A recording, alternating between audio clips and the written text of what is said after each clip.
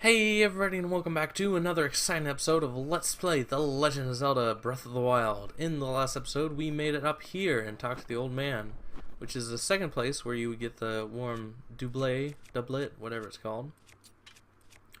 And in this episode, we're going to go ahead and shield surf. Really badly. Yeah, this is one of the highlights of this game by far. Is shield surfing down like a snowy hill or a grassy hill or whatever. It's really fun. There's even a little mini game where you can earn some nice roops later on. Now there was a thing over here that I saw that intrigued me. Oh shoot! Oh, there's some birds. Yeah. And normally I would want to be a little more reserved with my arrows, but since I have so many right now, I'm not really worrying too much about it. Are there any goodies up here? No, I don't think so. The range on this, on Magnesis isn't infinite. It does have, some drawbacks to it. Like, it is a little bit, it is limited. So you can't just, like, see something, like, that's on that mountain. You can't be like, oh, there's something there. It has to be pretty close to Link, good old Link, Linky Poo.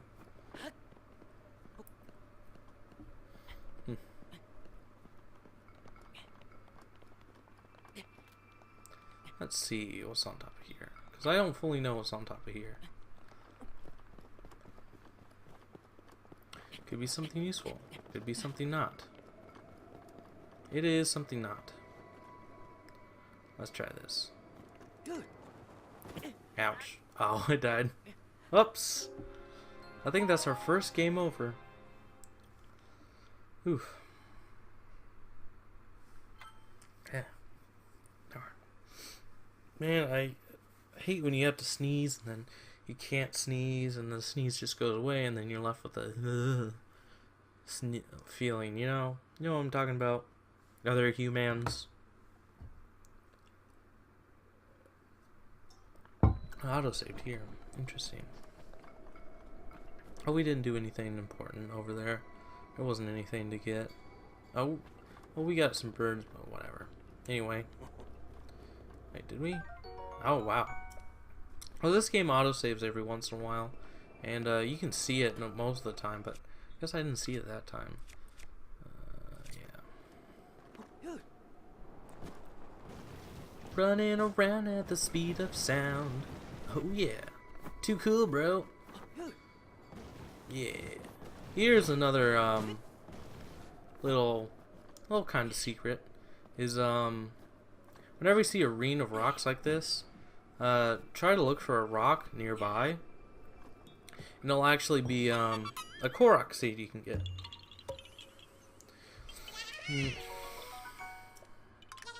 Now Korok seeds are kind of useless after a certain point, but they are useful later, a little bit later on, in a few episodes time.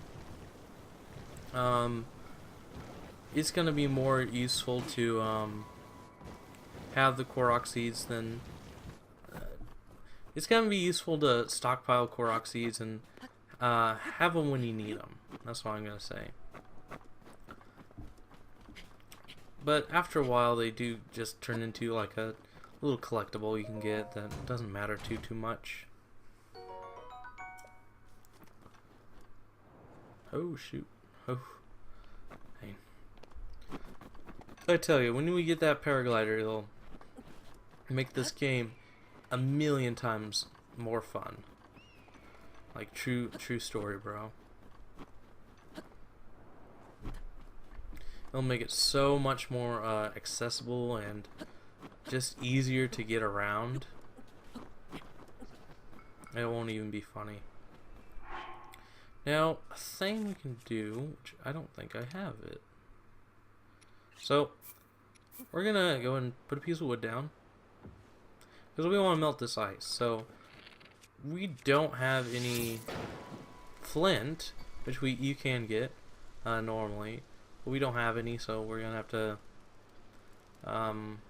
we'll get there a lot later, that shrine down there.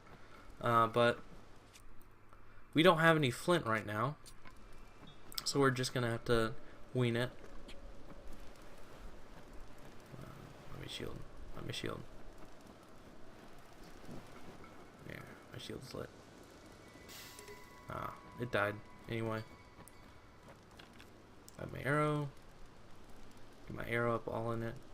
So yeah, the best thing to do with a thing like this, like an ice block, is probably just to light a fire by it, to be honest. Oop, I don't need to do that. Yeah. If you get a fire arrow and aim it at it, then it's gonna give you pretty good thing. Not a fire arrow, an arrow that you light on fire. Oops. And to my knowledge, arrow that you light, like just have in your hand, in your bow string. Is that the right word for it? I don't know. Arrow that you have loaded. That's probably not right either, but whatever. That I don't think will burn up in your hand, but I'm not sure about that. I haven't tested it extensively because I really haven't needed to, but I've had it for a long time and not bothered worrying about it, and it hasn't disintegrated. I got that chest, but I forget what was in it. I think it was just some ore. I don't think it was anything that important. Up here, your first introduction to snowballs, you can actually pick those up. If you get these snowballs large enough, they'll actually contain ore, and they break. Maybe they're large enough now. Here, let's get a smashy thing.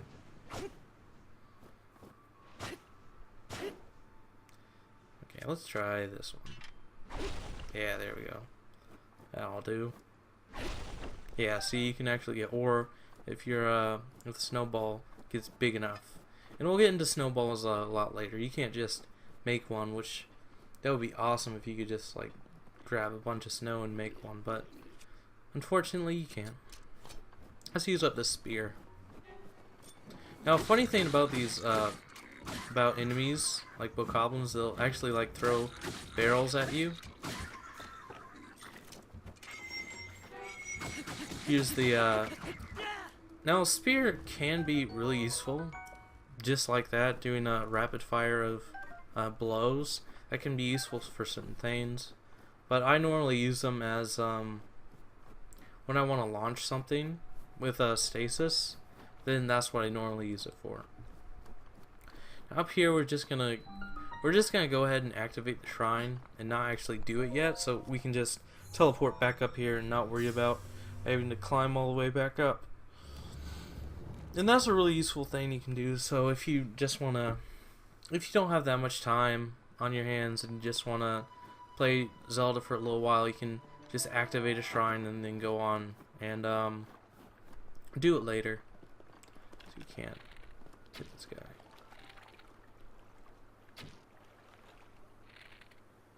Oh, he's right here. Sorry, guy.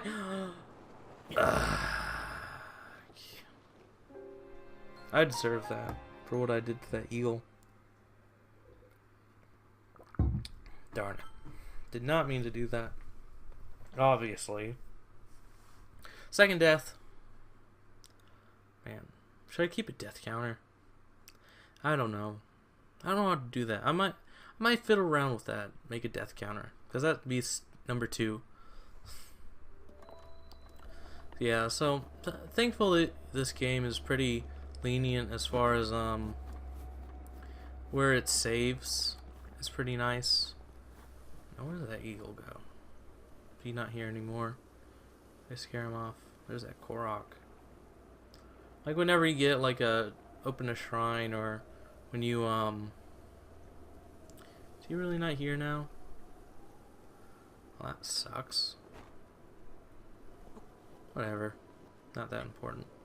But whenever you open a shrine or get a Korok seed, or like open a chest, it'll always save your game, which is really nice. I'm not gonna chance it. Now what you can do on walls, I'm not gonna chance it. I'm gonna chance it here. Oof, ooh, that was really close. What you can do, especially when you like climb trees or like a vertical surface, you can just climb down it and then let go of the surface and then come back up and then grab it again by pressing into it. And that's really useful if you want to descend somewhere fast, pretty quickly. But you gotta be careful and make sure it's a flat surface. And another one thing to say about you'll see a lot of these guardians around the place. These dead guardians, not the decayed ones that we fought earlier. You'll see a lot of them around the place, but these ones won't actually hurt you, so you don't have to worry about them at all. So that's a nice thing. I actually need a shield.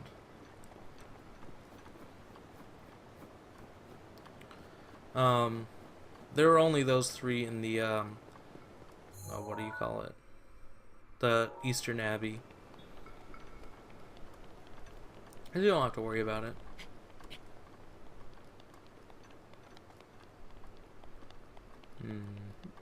Now this pillar right here is one of many we'll see in our adventures around Hyrule, and on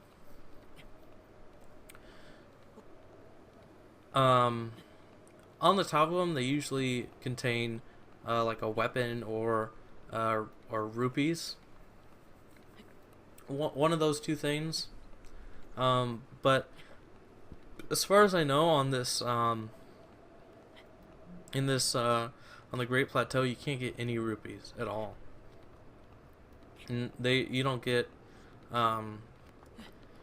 you won't be able to get rupees until after you get off of them.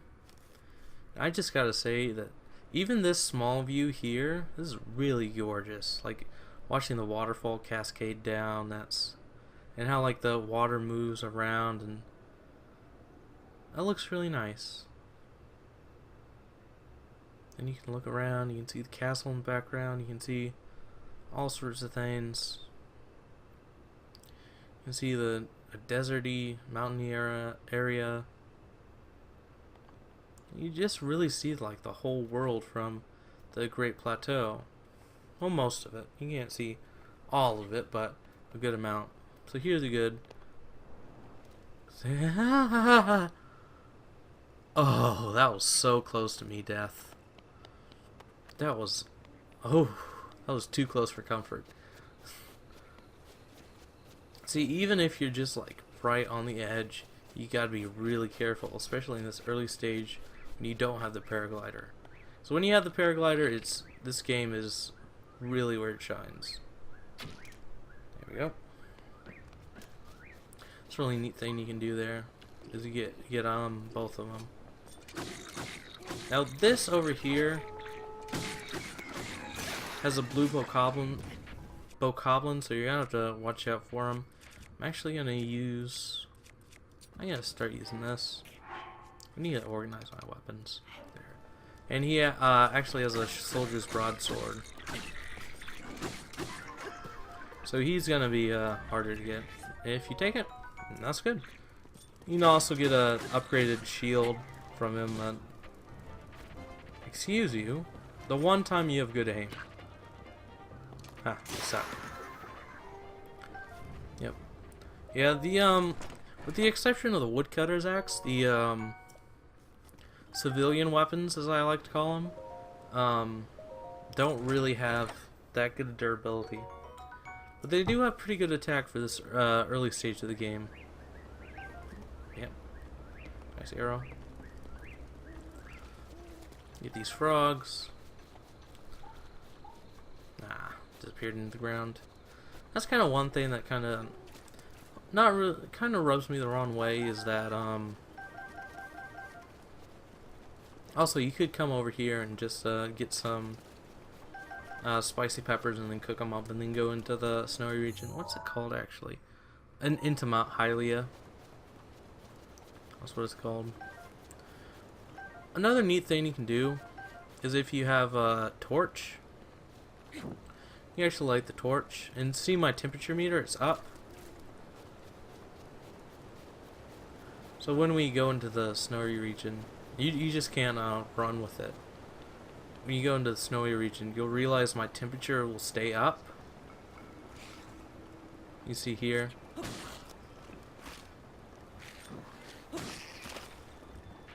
My temperature is staying relatively high, but if we put it away, then our temperature will go back down. That's the thing I really like. Later you'll get elemental weapons like fire sword and or flame sword and a ice sword, for instance, and you can actually wear that on your back and go into these areas of extreme temperatures, and you'll be fine. For the most part, because you can just have it on your back and it'll still give you the benefit, so you don't have to necessarily have that good of clothing. I'm going to use the claymore for a little bit. Now, okay, there we go. The thing up here I wanted to get.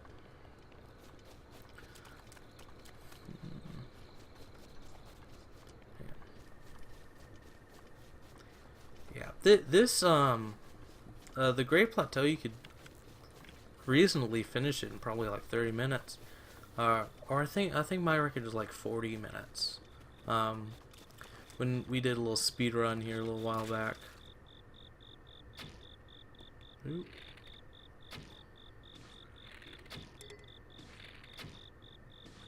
Okay, there we go. Yeah, you gotta be careful when you're when you don't have that good a bow.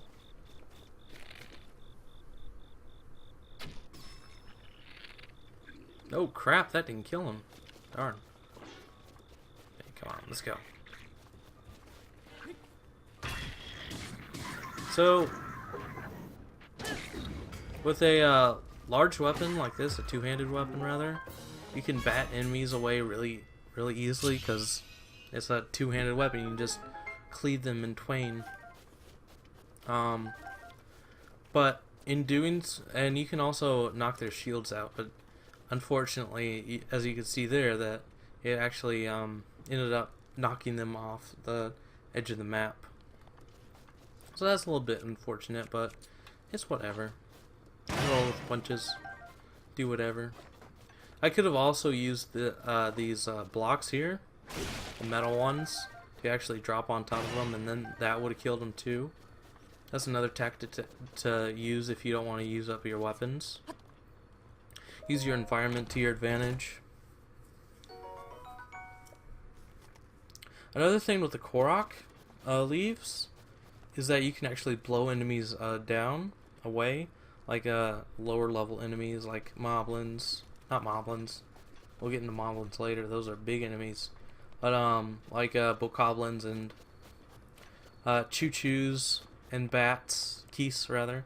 You can actually blow them away with your Korok leaf, so you don't have to worry about fighting them or anything. I'm trying to find a safe way down here relatively quickly. Like the real way is just to go use those stairs down there, so I might use that. I think there are stairs down there.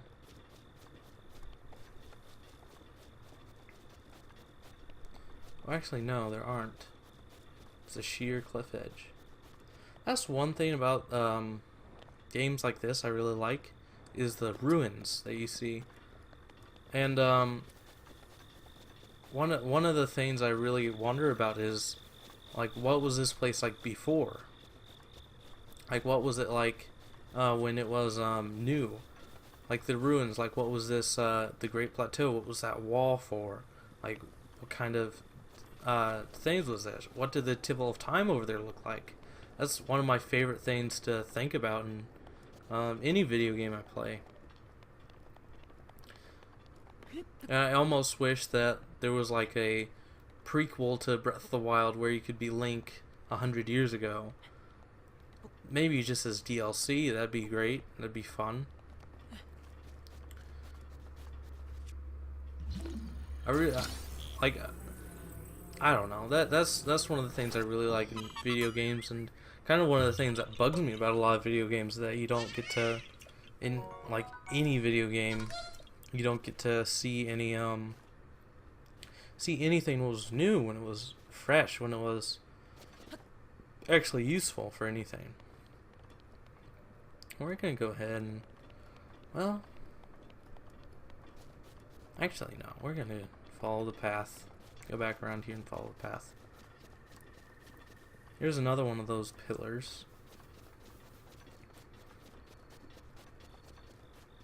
And down here is a little little thing. We're actually gonna sacrifice a fire arrow. Yeah, that's a fun thing to do. Except for when it doesn't work. So that down there is actually like a wind tunnel, but it only renders the wind when you're down there, so which is kind of weird, but whatever. You can also go here and push these boulders and crush those guys. Crush these guys too.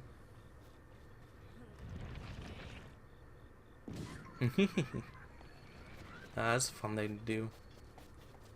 But as you can see there, the wind is actually, the fire is spreading this way, but normally it doesn't spread this way because there's a wind tunnel like thing. Yeah, you see it now. See the fires being blown out. Normally it would just spread straight into there. It's just a weird little rendering thing. One thing about this game is, I wonder how it generates its enemies. Like, cause obviously enemies on top of that hill, on top of that mountain, aren't being generated now, or even enemies down there aren't being generated now. But I wonder how far of a radius around you it is where they are being generated. And that's an interesting thing to think about your games, whatever games you play. Because some games, you know, have like really weird pop-in and like despawn enemies when you aren't looking at. For instance, Mario Odyssey, it does that, and Pikmin for that matter. It does that as well, as we saw in our on my last two LPs. It does, in fact, when you're not looking straight, like when it's not in your field of view, the enemies aren't spawned, which I find is really interesting. As far as how to not have such a laggy game, and how to cut down on like problems in your game, make it run smoother and all that jazz. Okay, now let's see if we can. Oh, ta-da! I didn't mean to jump. Whatever. There wasn't anything in there. Well, we can heal for the first time. Oh, we still have that. Interesting. Use this, and then use one of our 42 apples. Yeah, for some reason, like, I have a ton of resources, which isn't a bad thing, as I said before, but like, I kind of just go with the flow and kind of pick up resources as I go. It's not really anything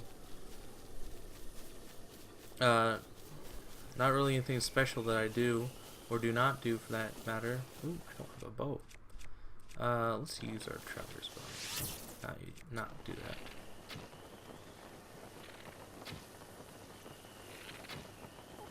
There we go. Now, I don't know for a fact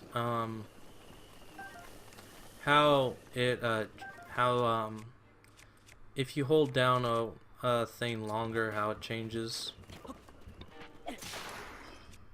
Torch broke. No, that's not terrible. Yeah. See that that Bokoblin just took one hit of damage. Took one hit to kill him. Even though he was damaged before, it still would have taken one hit to kill him.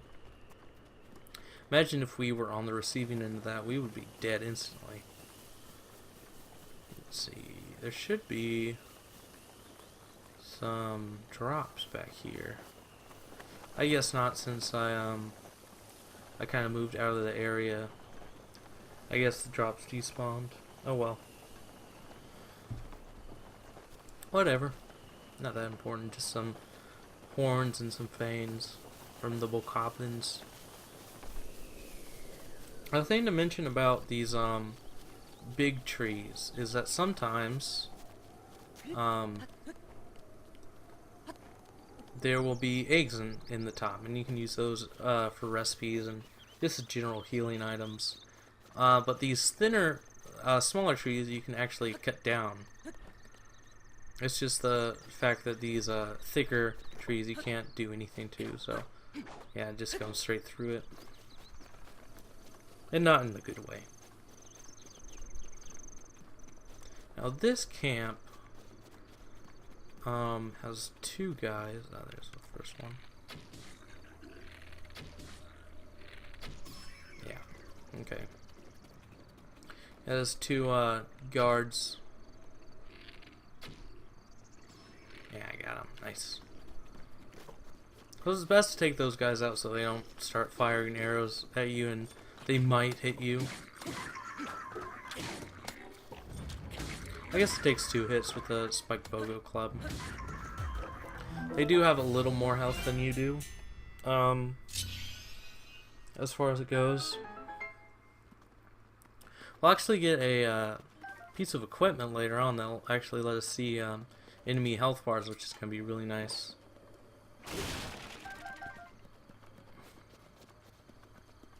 Most of the apples I'm getting are actually from these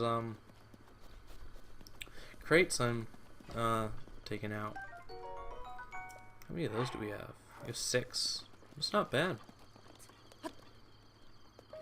I don't tend to heal much because I honestly don't really need to heal much. Just the skills I've acquired through my numerous playthroughs of this game. I've gone through the Great Plateau like, I don't know, 6 or 7 times at this point. So I'm very familiar with pretty much everything that this starting area has to offer.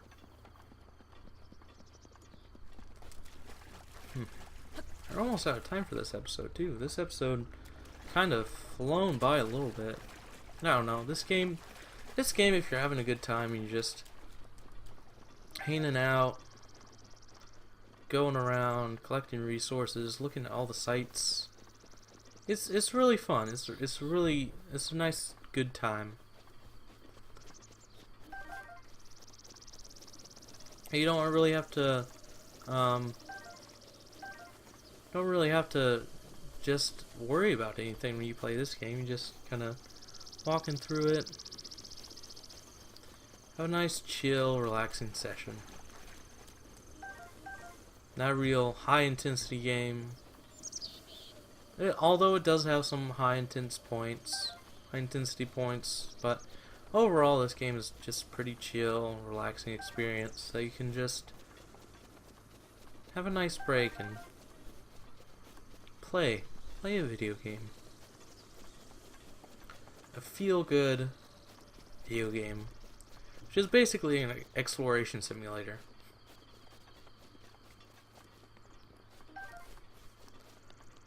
But that's not a bad thing. I mean, it's much more than that. Oh, here. Neat thing you can do. Actually kill the squirrels and get acorns. That's a nice, cute thing you can do. Ah, crap, I didn't want that. Drop it. How many of those do we have? We have 3. We should start using those. Whatever. I kind of like to conserve weapons most of the time. It's like, not use strong weapons unless I have to. It's a good rule of thumb to have. Just try to keep your weapons on the down low. Try to not use them so much. Especially the higher tiered weapons. So you can get the garbage out of the way and then just keep your nice weapons. Now here's our first introduction to flint. And you can actually use flint on a bundle of wood to actually light a fire. So that's another thing you could do. Let's see. As a finish for this, there we go. Now, over here in the forest part of this area, in the Great Plateau, there are actually these boar you can hunt, and they'll actually give you raw meat, which is another way you could cook the spicy meat and seafood fry.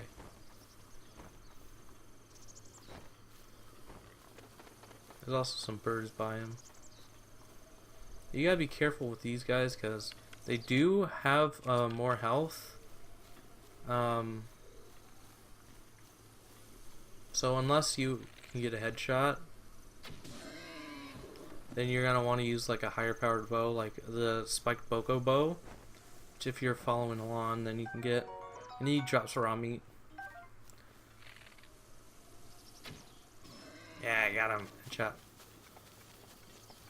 Now they don't always drop 2. It's a random assortment of 2 to 3, not 1 to 2 rather. So you'll always get something when you hunt a boar.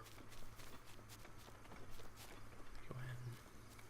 Yeah, and sometimes the birds will land in trees. I scared them off. Okay, so we're gonna go and end it off here, and in the next episode we're gonna go ahead and find out what this place is and get some more stuff. So I'll see you guys. Stop looking at that link next time.